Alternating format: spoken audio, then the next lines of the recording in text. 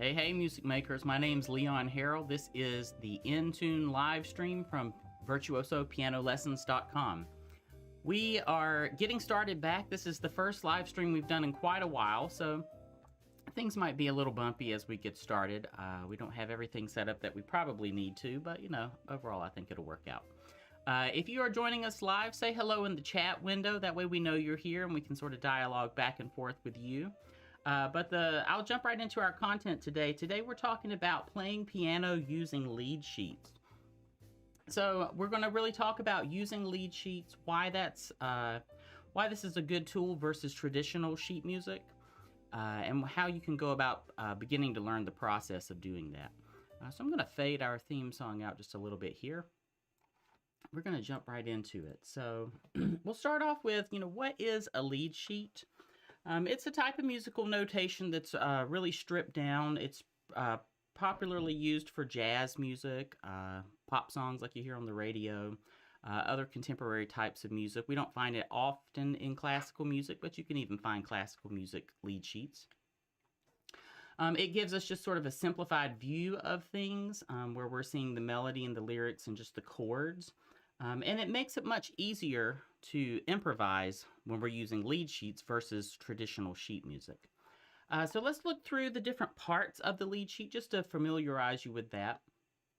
When you're looking at a lead sheet, primarily you're looking at the melody of the tune. So here on the screen here you see Imagine by John Lennon, and I've highlighted the melody.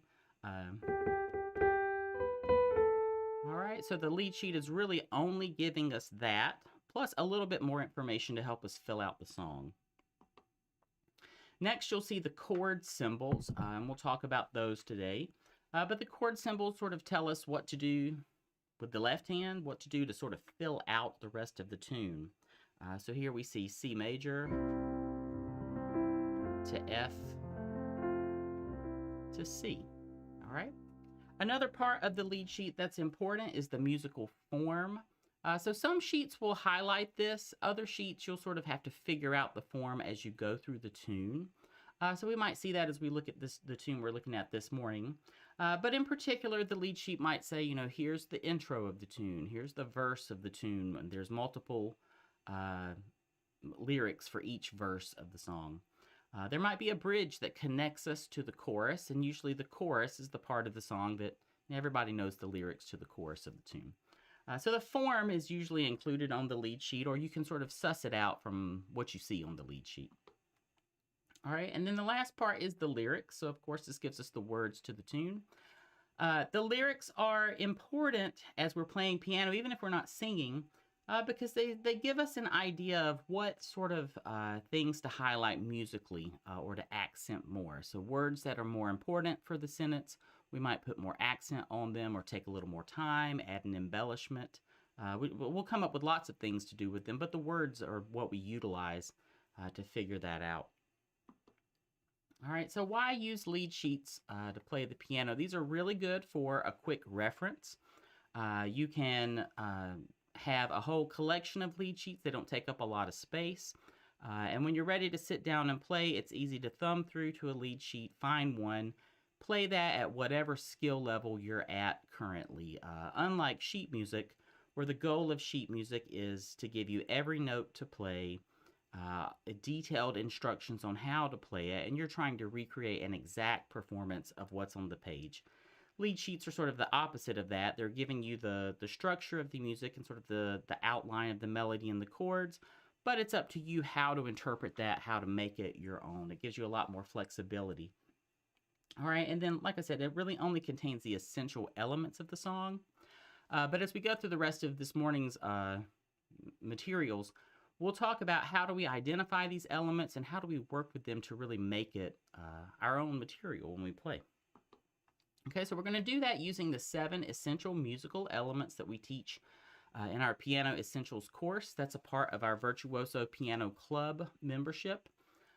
In these 7 musical elements, really anybody can learn them. Anybody can use them as they play at whatever skill level you're at. And you can always be continuously building on these 7 elements. We're going to start out by looking at chords. All right, chords are really, they're what make up the harmony of the music. So chords are when we put multiple notes together or multiple keys on the keyboard to fill out the harmony, so making chords all together. After we learn a little bit about chords, we usually apply a little bit of rhythm to that. So rhythm is, the pattern of the sound we're making. And typically, we're going to start with just simple rhythms. All right, just a pulsing rhythm like so. All right, and as we get more advanced, we'll add more advanced rhythms. As people begin to learn chords and rhythms, eventually we add in scales because scales are an essential part of music, and scales are typically what we create melodies from.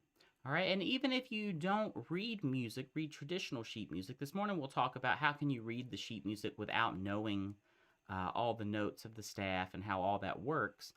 By using a number system. And our number system comes from the application of scales, or the scale degrees, to the notes that we'll find in a melody. So we'll talk about that. But scales really support creating cohesive melodies and harmonies. When we have melodies and harmonies that don't use scales, because that's possible, they'll sound less cohesive to us. All right, moving on. We'll have patterns next. So patterns are exciting for piano players and all types of musicians because this is where we weave together these first three components. So really we're weaving together chords and rhythms primarily, but we'll use elements of the scale and the melodies we find from scales within our patterns too. We'll sort of break that down as we go through our tune this morning. The last four we'll talk about are, or last three, I think, this morning. Musicality. So how do we fill our music with emotion? How do we make it feel more, musical? How do we make it more exciting for a person to listen to it? Less, typically, as we're beginning to play piano, things can sound a little flat until we know how to spice it up with different musicality tricks and techniques.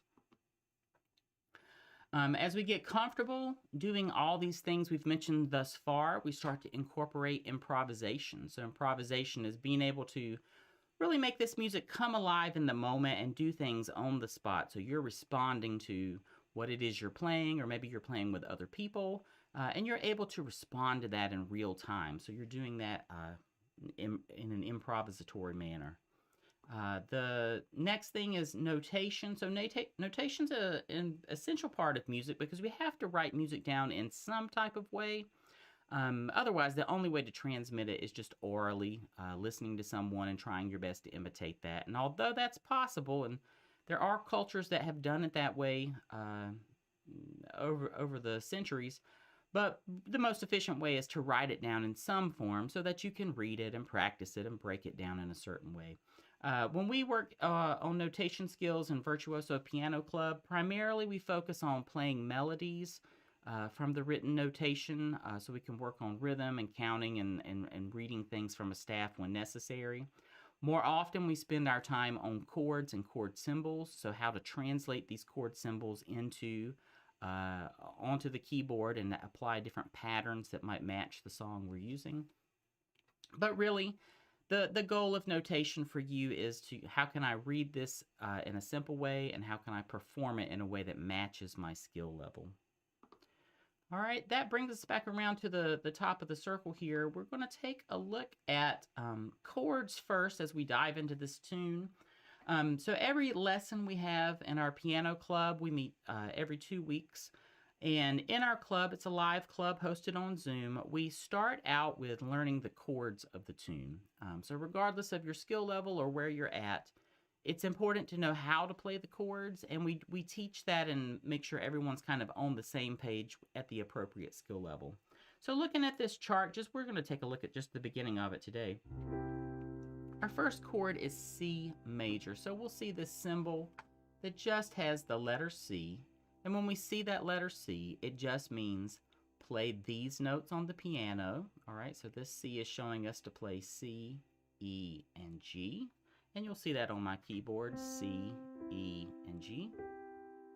All right, I'm adding in my left hand. If you're a more advanced player, you can add some extra notes. So primarily we're taking whatever notes are from the chord, C, E, and G, and we're choosing some to double, to reinforce the sound of. And typically, the root of the chord, the first note, this is what we'll double. All right, that second chord, this chord contains two parts to it. So typically, when we read a chord from a lead sheet, we'll just see a letter or a letter followed by a couple symbols. But some chords will see this sort of slash line here. Okay, that slash line tells us this chord has two main components to it. So the first component is the chord. So this particular symbol means C major with a major 7. So the B natural. All right, our slash tells us very specifically, play whatever note is after the slash, whatever pitch is there, play that as the bass note. So play it as the lowest sound. Okay, I'm gonna put it way down in the bass. Okay, so if we put that together with how we started, we had C major, moving to C major 7 with E in the bass. All right, and then our third and final chord in this passage is F major. All right, we've got F, A, C. All right, and as you progress in your skills, you'll learn that we don't have to always build things in what's called root position. So here we have F major starting on F. But we could do that in different inversions, meaning we could rotate these pitches in a different way. So rather than starting on F, we might start on A. That's our first inversion. We might start it on C. That's our second inversion. All right, depending on whatever sort of musical goal or context we have, we make our choices based on that. So if you're brand new to playing piano, or you're brand new to joining our group lessons in the piano club, we always start by learning what are the root position chords, and can you work to build to where you can play these with relative ease just in root position. Okay, so let's just take a listen to this passage in all root position so you can see what it sounds like. All right, we'll break down the rhythm in just a second, but I'll play it first.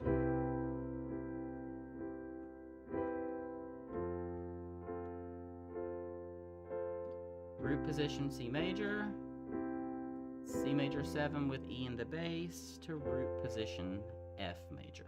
Okay, typically we will voice it or choose different inversions based on how one chord connects to the next. We'll sort of break that down in a moment.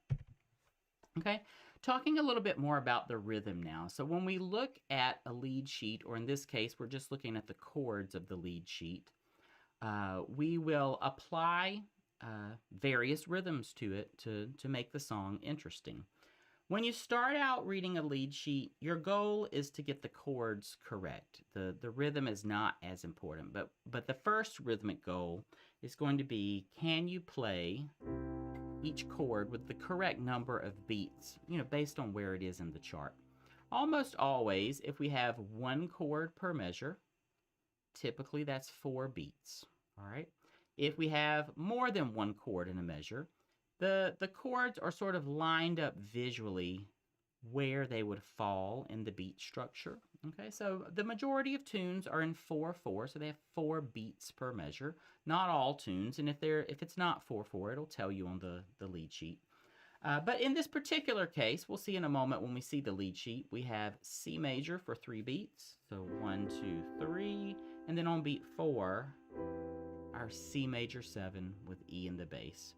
Our next measure, F, will get 4 beats. So we'll play that 4 times. Okay, so just to repeat that again, I'll play these altogether. There's 4 measures up here. 1, 2, 3, 4. I'll play all 4 of those and count out loud so you can see how they line up. Okay, so here we go. 1, 2, 3, and go. 1, 2, 3, 4. 1, 2, 3, 4. 1, 2, 3,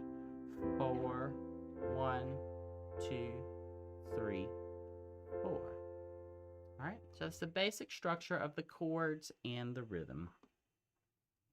This particular tune uses the C major scale. For our purpose in today's lesson, we're going to talk about how do the notes of the scale, the pitches of the scale, how do they line up with the numbers of the scale, and how are those numbers used to read the melody? In this case, we've got C major. It sounds like so. Okay, and that aligns with the scale degree numbers 1, 2, 3, 4, 5, 6, 7, and then we repeat 1 at the top because we're back to C. We started on C. We'll give that the number 1 for each one. Okay, although we can do lots with our scales, right now we're going to focus on using numbers to read the melody. So like I said, you don't have to be able to read music when you're using lead sheets. It's certainly helpful, but it's not necessary. But you do have to know a couple things. You have to know what key is the piece of music in, all right? The lead sheet might tell you that, and some lead sheets will just print it in the corner. It'll say key of C major. If it doesn't tell you that, we can look at the beginning of the music and identify, are there any sharps or flat symbols in the key signature? This particular tune doesn't have any because it's in the key of C major, which has no sharps or flats in its key signature. Okay, we won't focus on that today because that's not super important to our lesson. But what is important is knowing where are the notes on the staff and how do they line up with the numbers, okay? So typically we would have to take the time to find where is C on the particular staff we're looking at. This is the treble clef staff, all right? And C would be sort of right here where we're pointing. That would be 1. The line below it would be 7. The space below it 6, which means our first note is starting on 5, okay? If we know that first note, that's 5. All right, we see that same note, it repeats 4 times. We can see there's 4 of those. They're on the same line. They haven't moved at all. And then it moves up to the next line. So there's a space there. That would be 6. And that next line is 7. All right.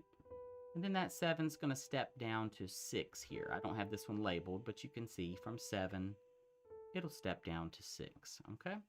Because we probably know the tune and it has the lyrics, we don't really have to focus on counting the particular rhythm of the melody.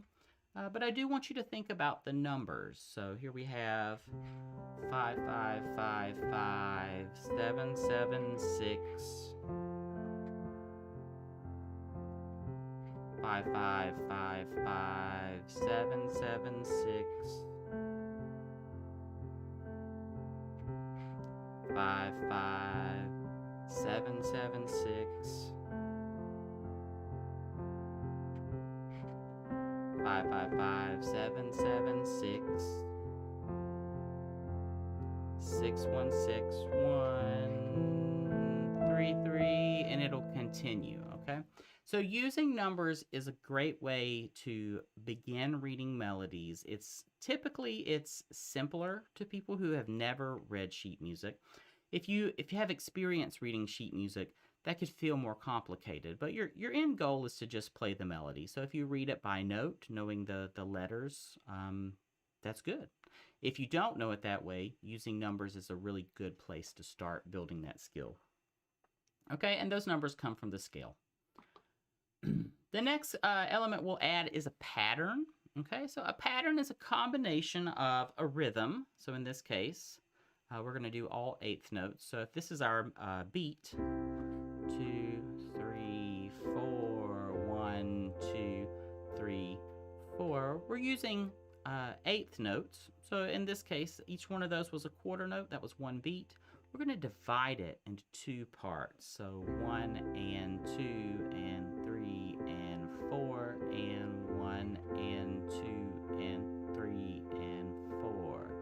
This particular pattern is called a rocking pattern. So a rocking pattern is going to use our right hand. We'll put it in position on the first chord. Our first chord was C major. And we're going to rock between our thumb and the remaining part of our hand, whatever is left over after that. So our C is where our thumb is placed. And in this case, we're using finger numbers 5, which is our pinky, 3, which is our middle, and 1 is our thumb. And we're rocking back and forth, 3 and 5 together to the 1. So the rocking pattern sounds like. All right, if you line that up with the beats as we count aloud, 1, 2, 3, 4, 1, 2, 3, 4, 1, 2, 3, 4, 1, 2, 3, 4. Okay. All right, you may have noticed I'm not playing all of that in root position. Well, how am I making that choice? What am I doing? If we were to play those chords, like I said, C major in root position, C major 7 with E in the bass in root position, because the C is on the bottom for our chord. We're just adding E in the bass. And then our right hand could move to F in root position for our right hand. But rather than moving up, it's a lot of motion for my hand. Okay, we want to try to keep anything that's the same between both chords. So for example, that C is in both chords. If I can keep that C in the same spot, right here, and if my thumb stays attached to the keyboard, I can only move my hand but so far. It can only stretch but so far.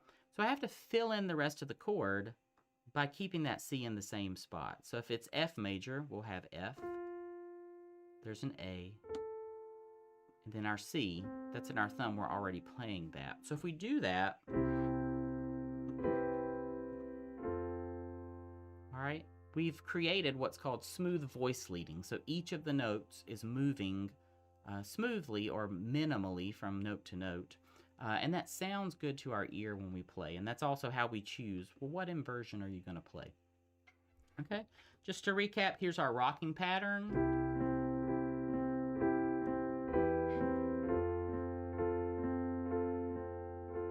If you decided to do it root position, say you're new to our group and your skill level, you're just really beginning out, root position's fine to use.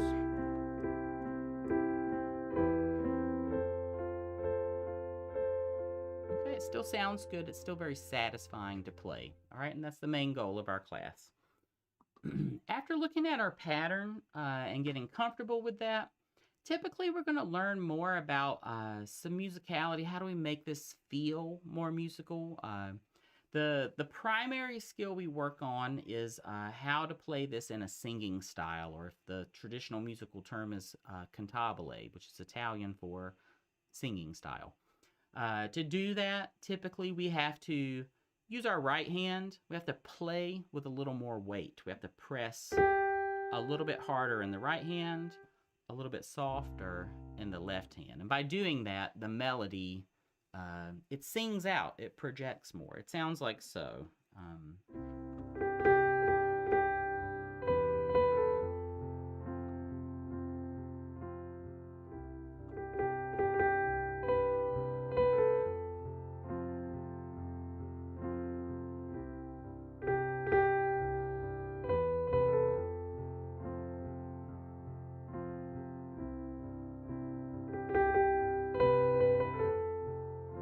You can see that feels more musical. It sort of creates more emotion when you're playing. Okay. In addition to that, in our class, we learn lots of ways of embellishing our playing, or sort of playing around with the melody. One way to do that, we can just sort of use a slide note where we approach that note from just one half step below, or one note on the keyboard below, one key below. Okay, it gives a little more emphasis to what we're doing. Here's an example.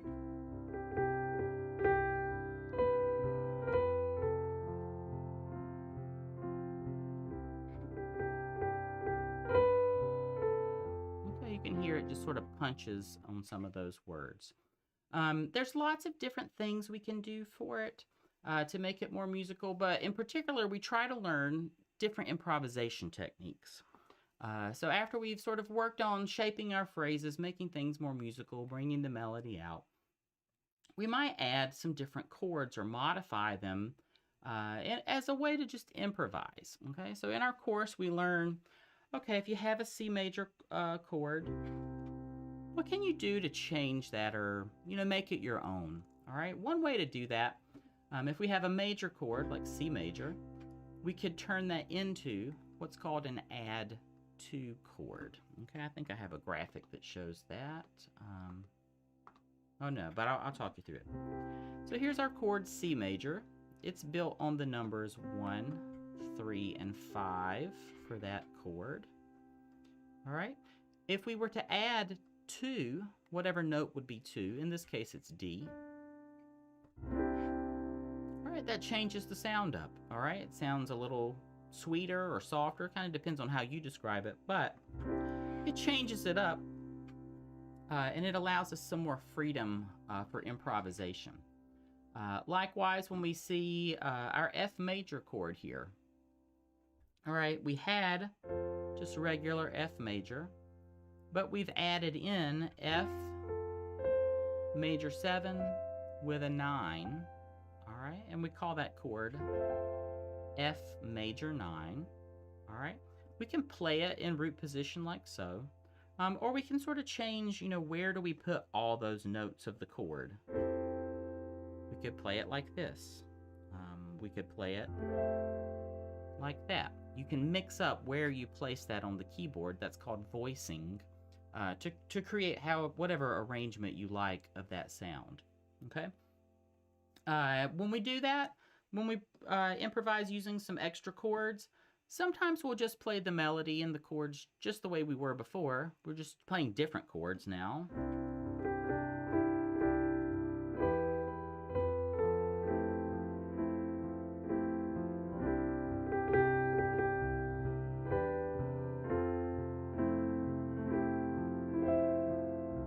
Sometimes we drop the melody and we just improvise with the chords themselves. So for example, here's our C major, here's our add 2 chord. All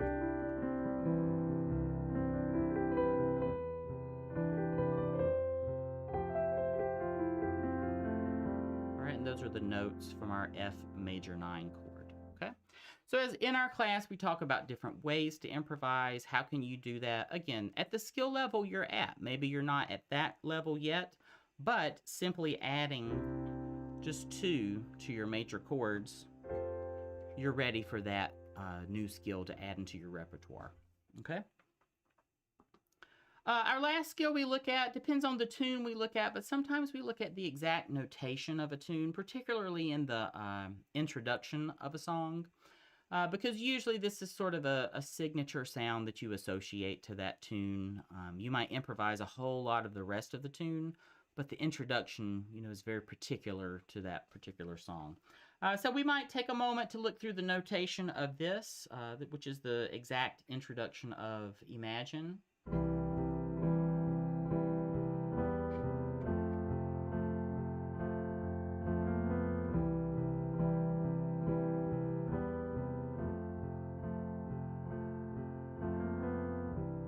Goes right into the verse. All right, we would take some time and talk through that. Sometimes we might talk about what makes this traditional notation, what's unique about it. In this case, if you're a person who reads sheet music, you might notice, oh, there's the bass clef in both the right hand and the left hand. That's unusual. That's not typical of sheet music.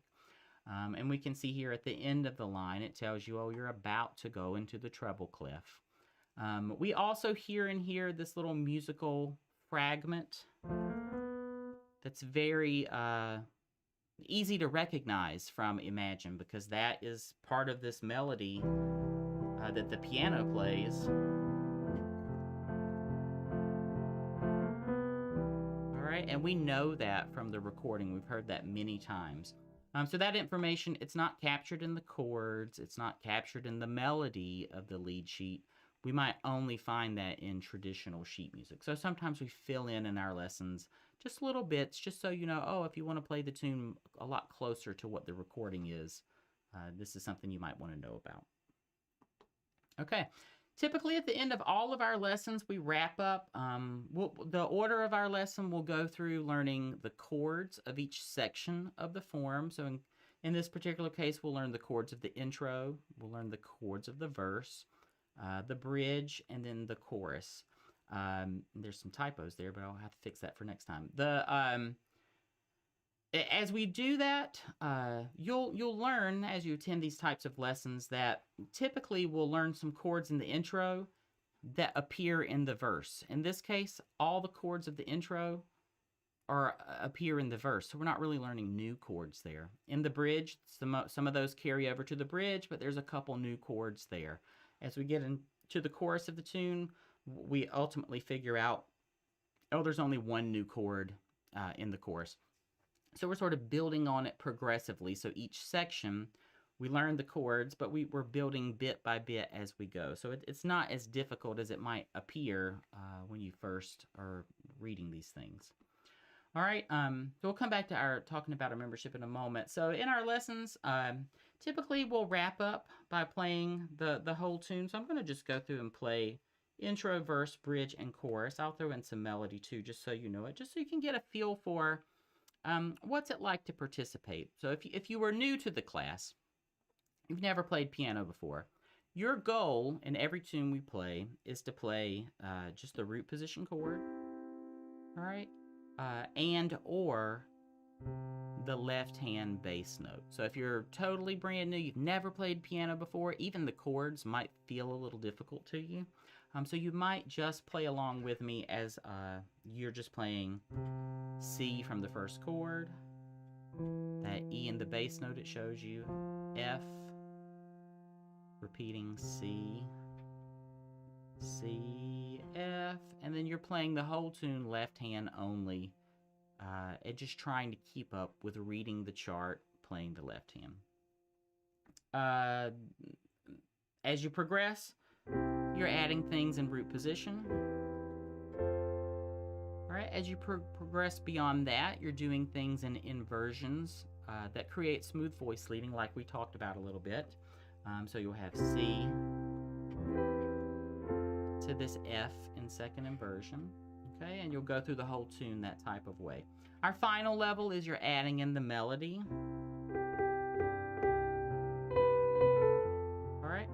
In our lesson, typically we'll have the chord chart up. You might have the lead sheet there on your desk, just beside however you're viewing our lesson, typically like on an iPad or maybe your laptop sitting on your keyboard. But, you know, we spend the bulk of our lesson on the chords and the rhythms because that's usually where people need the most work on their skill set. Okay, let's just play through this one time. We'll just do the intro, the verse, the bridge, and the chorus one time. So it'll sound like so. I'll count off the group. 1, 2, 3, 4, and 1, 2. Here we go.